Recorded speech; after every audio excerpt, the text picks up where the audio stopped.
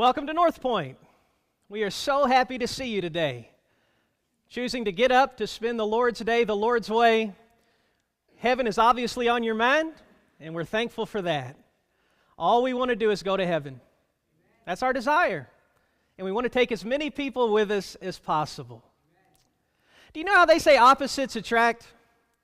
Well, that's certainly true of Jill and me.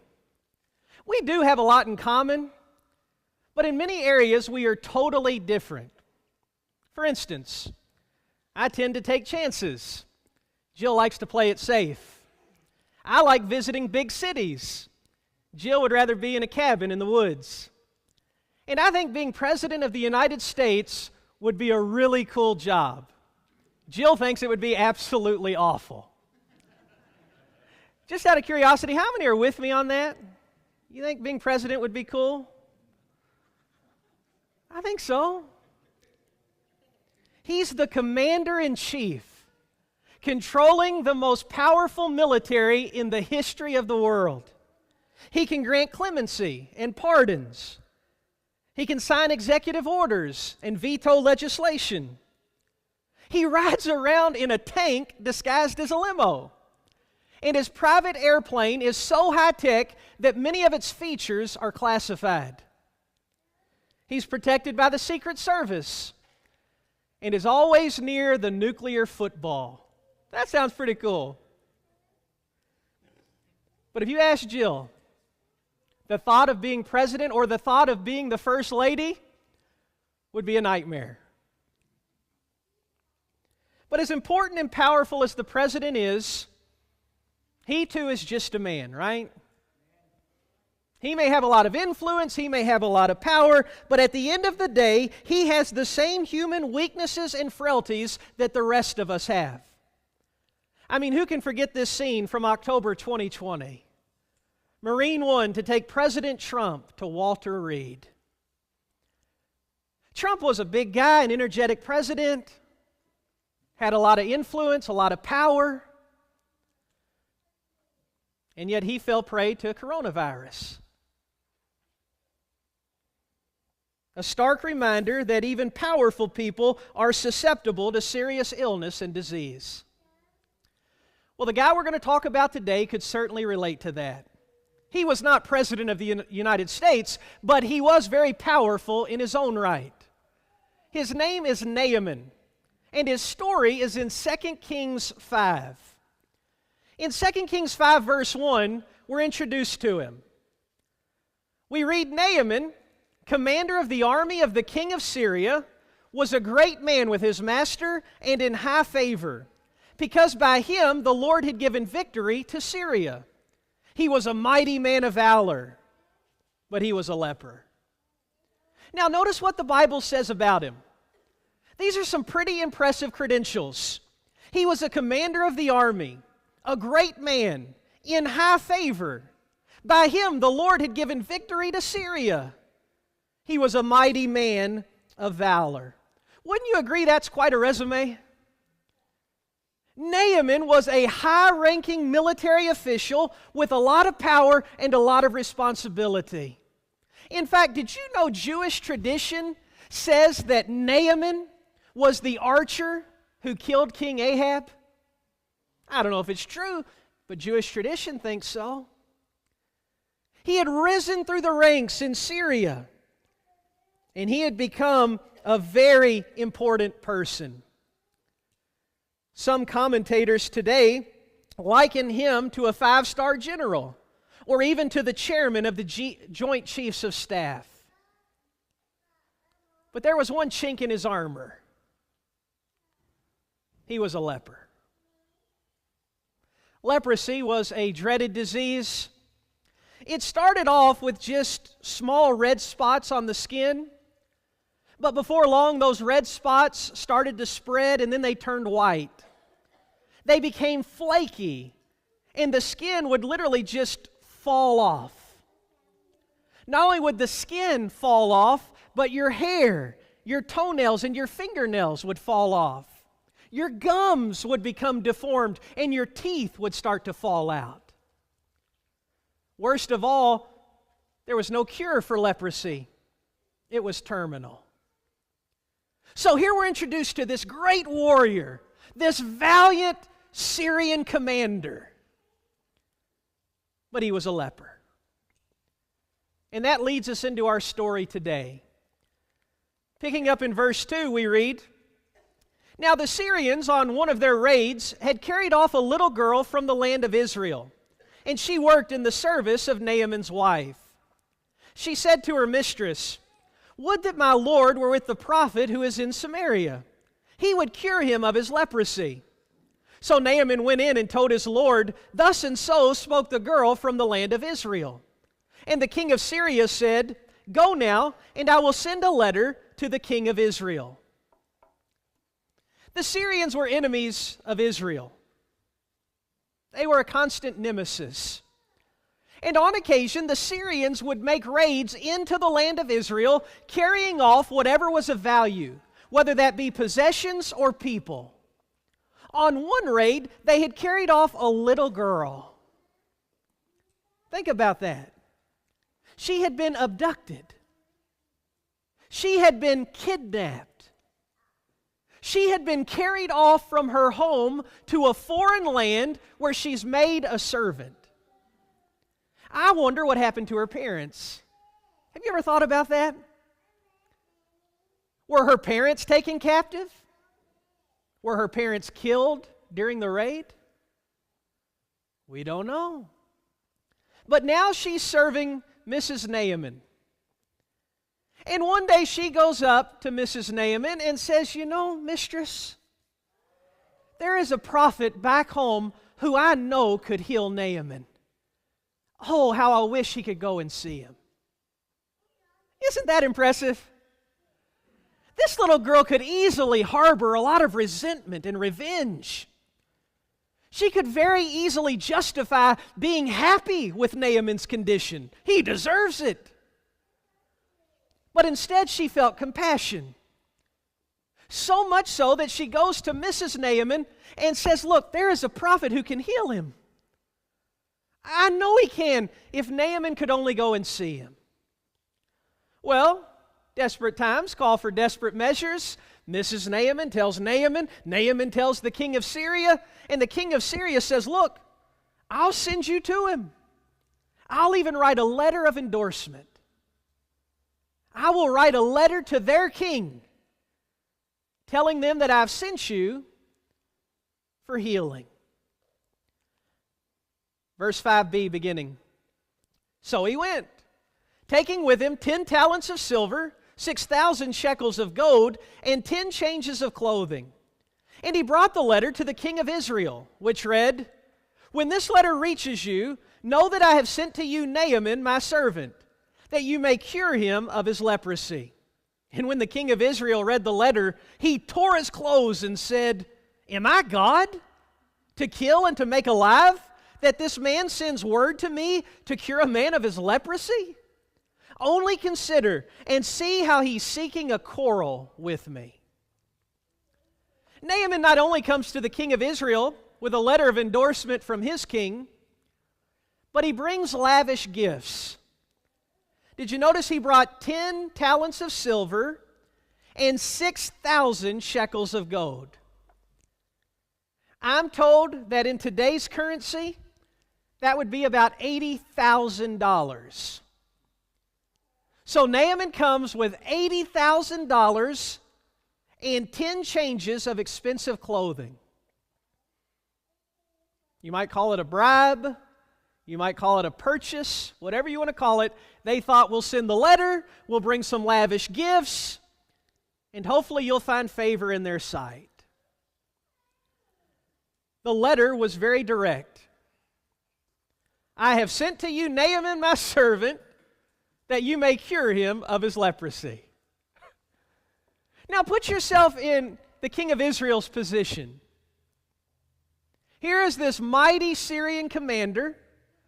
He hands you a letter, and the letter says, "He's sick with leprosy. I'm expecting you to cure him." What? And apparently the king never thought about Elisha and the miracles he could perform. All he thought is, he wants war.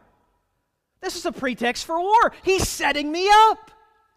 I mean, after all, who does he think I am? Does he think I'm God? Am I omnipotent? Do I have the power to cure leprosy? He tore his clothes and was utterly distraught. Verse 8. But when Elisha, the man of God, heard that the king of Israel had torn his clothes, he sent to the king, saying, Why have you torn your clothes? Let him come now to me, that he may know that there is a prophet in Israel. So Naaman came with his horses and chariots, and stood at the door of Elisha's house. And Elisha sent a messenger to him, saying, Go and wash in the Jordan 7 times, and your flesh shall be restored, and you shall be clean. Somehow Elisha got word of what was going on. He was told that Naaman, this powerful Syrian commander, had come, that he was seeking to be healed, and that the king of Israel was utterly distraught. Didn't know what to do. Elisha sends word saying, Don't worry about this. Send him to me. Send him to me, that he may know that there is a prophet in Israel. Did the king have a better option? No. And so sure enough, he tells Naaman, Go see the prophet Elisha. Did you notice it says Naaman came with his horses and chariots?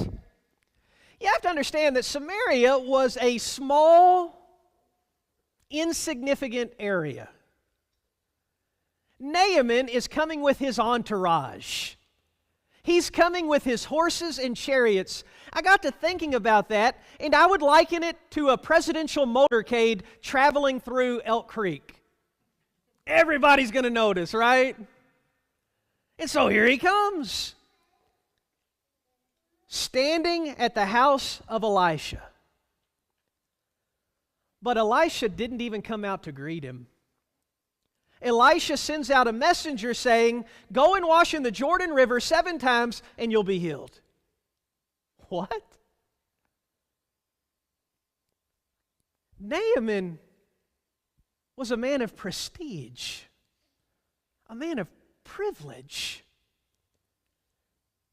He has come to your doorstep and you don't even come out to greet him? You just send out a messenger? And if he were offended by Elisha's actions, he was even more offended by Elisha's instructions. If you want to be healed, go dip in the dirty Jordan 7 times. The Jordan River was 20 miles away. It was a very muddy river. It paled in comparison to the beauty of the rivers back home. And so when Naaman hears this, he is offended. He is outraged. Doesn't he know who I am? Verse 11.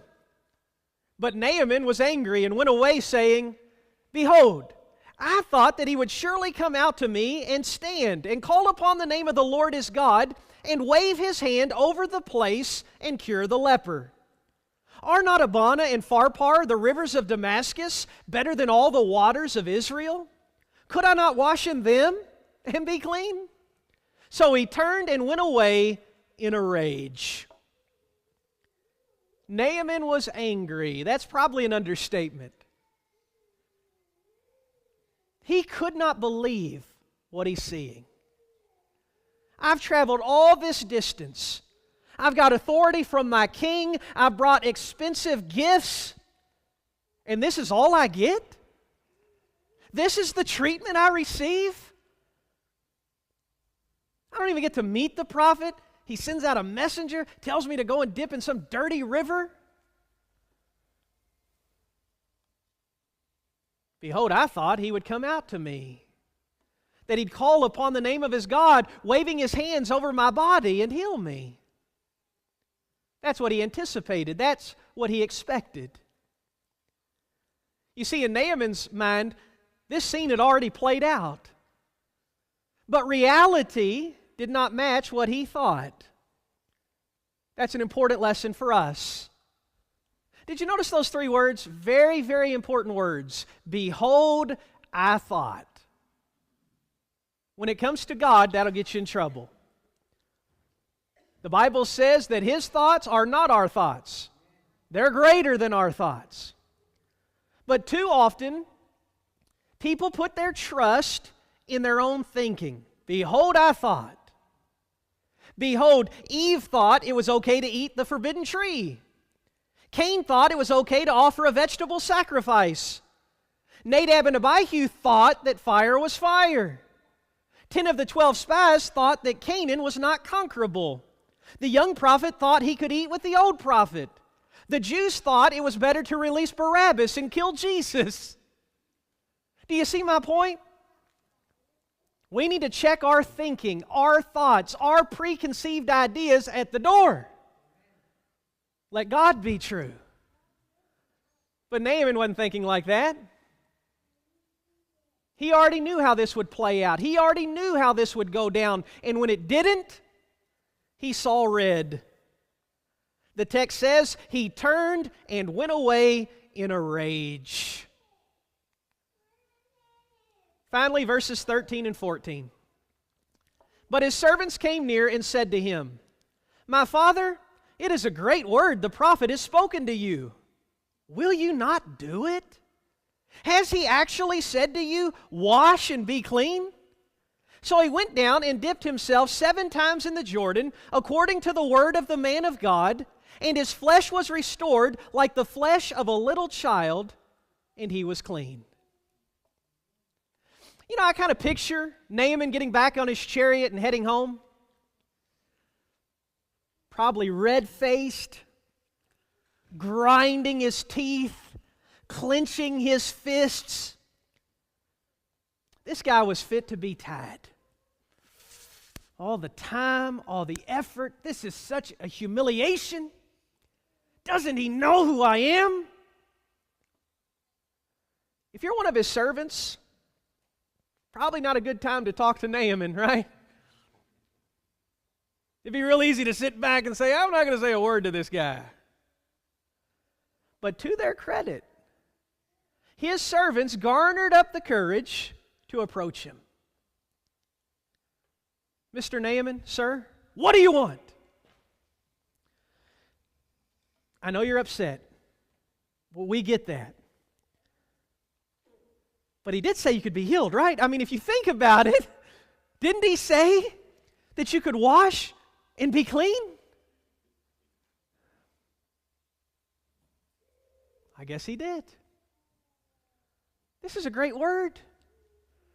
He didn't say you're hopeless. He didn't say I won't do it.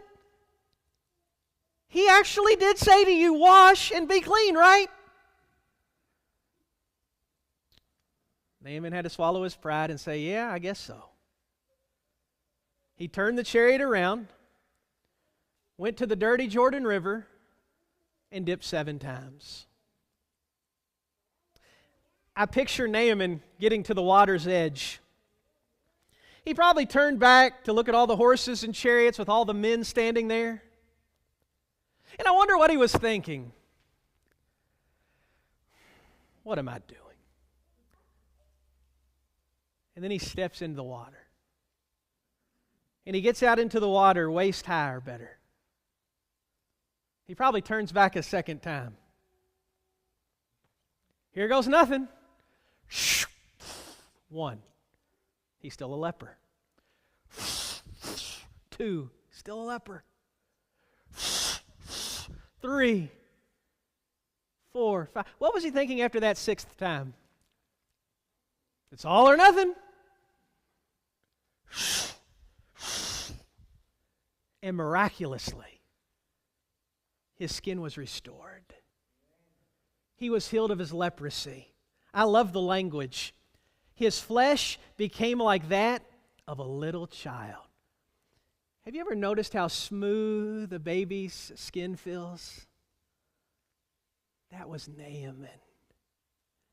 And let me tell you something. This didn't just transform his flesh. This transformed his soul. This is a conversion story. If we were to continue reading, he travels back to the prophet. He thanks the prophet over and over and goes home a believer in Yahweh, a believer in the God of Israel. Did you know Jesus, in Luke 4, verse 27, said there were many sick lepers at that time, and only Naaman was healed? That's grace. God's grace not upon a Jew, but upon a Gentile. Jesus endorses this story as true. When he came up out of the water that seventh time, he was cleansed. This is a foreshadowing of baptism. The Old Testament does a lot of foreshadowing. There are a lot of types in the Old Testament that are fulfilled in the New Testament. This is a foreshadowing of baptism. Follow along with me. Naaman suffered from a deadly disease physically, right? He was a leper. He needed to be cleansed. He was told to dip in water, and when he did, he rose up cleansed. That's true of the conversion story of Christians. We suffered from a deadly disease spiritually. We needed to be cleansed. We were told to dip in water, and when we did, we rose up cleansed. Do you see the parallel? This is a type-anti-type situation. Naaman's healing is a foreshadowing of our healing. Listen, if you're here today and you've never been immersed in water for the forgiveness of your sins, you're a leper. I'm not saying that to hurt you, I'm saying that to help you. You're a leper. And you can't see the marks of leprosy on your skin, but they're on your soul, believe me. You're doomed to die. And yet, if you'll just humble yourself like Naaman did, do you think he had to swallow some pride? Sure he did. Do you think it was kind of embarrassing walking down into that dirty Jordan with all his men watching? Sure it was. We try to make it as easy as possible, but there's a little embarrassment. But it's the best decision you could ever make. It will transform your life and save your soul. And when I talk about Naaman, I love to make the point that here's a case where grace was appropriated conditionally. In other words, God's grace is in play, but it was dependent upon an obedient faith, right? Naaman was cleansed of leprosy by grace. Would any doubt or deny that? He didn't earn it. He didn't deserve it. It was God's unmerited favor. Naaman was healed of leprosy by grace. When? When he dipped in water. We see this throughout the Bible. Noah was saved from the flood by grace. When? When he built an ark. The Israelites were healed of snake bite by grace. When?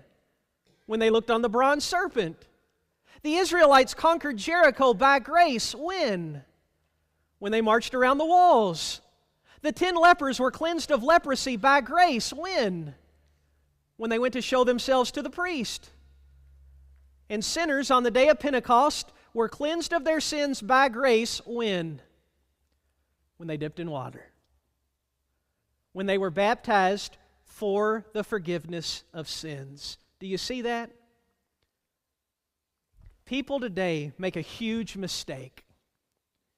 They try to pit grace and obedience against each other, as if it's an either-or scenario. It's not either-or, it's and both. Our works of obedience do not disqualify grace. That's how grace is received. And this is true from Genesis to Revelation. Well, there are a lot of lessons we can learn from the story of Naaman. We could talk about the fact you can't buy God's grace. God's grace is for the humble. We could talk about the danger of preconceived ideas and think-sos. We could talk about the danger of pride. Right? There are a lot of lessons we can learn. But I want to focus on a lesson that I hadn't ever considered until recently. Now, I've been preaching full-time for over 20 years. I have preached lessons on Naaman many times. But I must confess, The point I'm about to make never crossed my mind until last week. There is a very, very, very important lesson about speaking life. Speaking life. Proverbs 18:21 says, "The tongue has the power of life and death." That means our words are powerful. And our words can be used for good or for evil. They can build up or tear down. They can bring life or they can produce death. And 2 times in this story, we see people who chose to speak life. Now, what do I mean by that? I mean they were given an opportunity to speak good, to speak hope, to speak life into somebody. Let me show you what I mean. Miss Naaman's maid, that little girl that was carried off from her home. Verse 3 says, she went to Miss Naaman and said, "Would that my Lord were with the prophet who is in Samaria. He would cure him of his leprosy." Here's this little girl. Most believe she was probably around 12 to 13 years old. She had been abducted from home. She's forced into slavery. As I said earlier, it would be so easy to find joy in Naaman's condition. It would be so easy to harbor a lot of animosity and resentment. But she chose to speak life that day. She went to Mrs. Naaman and said, "Look, I know you're upset about Naaman's condition. I know it seems hopeless. But I want to tell you about a guy I know back home. I want to tell you about this prophet. If Naaman can go and see him, I'm confident he'll be healed." That says a lot about her faith in God, doesn't it? But do you see my point? She spoke life into Naaman that day. And then we see it again with Naaman's servants in verse 13. He's on his way home in a huff. He's angry, fit to be tied. It would have been very easy for them to remain silent, but instead they chose to speak life that day. They approached Naaman and said, "Look, it's a great word the prophet has spoken to you. He's actually said that you can be healed, you can be cleansed." Do you see my point? These people, just average, ordinary, everyday people, had a chance to speak life, to bring hope and encouragement to someone else, to give good advice, and they chose to do it. And I just wonder, how many chances do we miss on a daily basis to do the same? How many times in our everyday activities do we encounter people who could use some life spoken into them, but we choose not to? Let me give you some examples. A teammate missed the game-winning free throw. Now, you could speak death to that teammate. You could say, "You know what, if you'd have worked harder in the off season, or if you'd have stayed after practice and shot free throws with some of the other guys, or I knew you'd blow it." Right? That's speaking death to that teammate. Or you could speak life. You could say something like, "You know, if I'd made that easy layup in the first quarter, we wouldn't have even needed the free throw. This loss is really on me. I have no doubt you'll drain it next time." That's speaking life into your teammate. Or a coworker is contemplating divorce. You could speak death to that divorce, to their relationship, or to their marriage, I should say, to that relationship. When you hear that he's flirting with divorce, thinking about divorcing, you could say, "Oh, bachelorhood, welcome back. Getting rid of the old ball and chain, I don't blame you." That's speaking death to their relationship. Or you can choose to speak life. You could say something like, "Man, you and your wife make such a great couple. She's blessed you with 2 adorable kids, a nice home. She's fun to be around. I really wish you'd reconsider. In fact, my wife and I would love to go out with you 2 on a double date." That's speaking life into their relationship. A fellow member is getting lax in their attendance. You could speak death to them. You could say, you know what? I knew you weren't going to be fully committed. I knew you were going to be a lukewarm Christian. You'd rather be doing something else on Wednesday night than here in Bible study. Shame on you. You could say that. But you're speaking death when you put it like that. Or you could speak life. You could say something like this. Have I told you how thankful I am to have you as my brother in Christ? You're such an invaluable part of this church. And one of the things I look forward to on Sundays and Wednesdays is seeing you. You've changed their whole attitude, haven't you? You've spoken life into them. A friend has seemed really down for some time, and you've noticed that. Speak life. Do you want to talk? I'd really like to get some coffee and hear what's on your mind. A classmate struggling to fit in. Great opportunity to speak life into that person. Hey, would you like to sit with me at lunch today? Do you see my point? The wise man Solomon said, life and death are in the power of the tongue.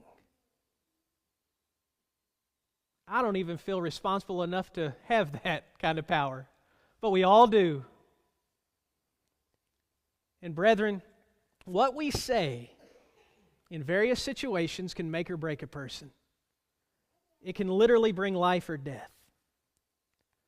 So in closing, I just want to challenge all of us, starting right here with me, to recognize that our words are powerful tools.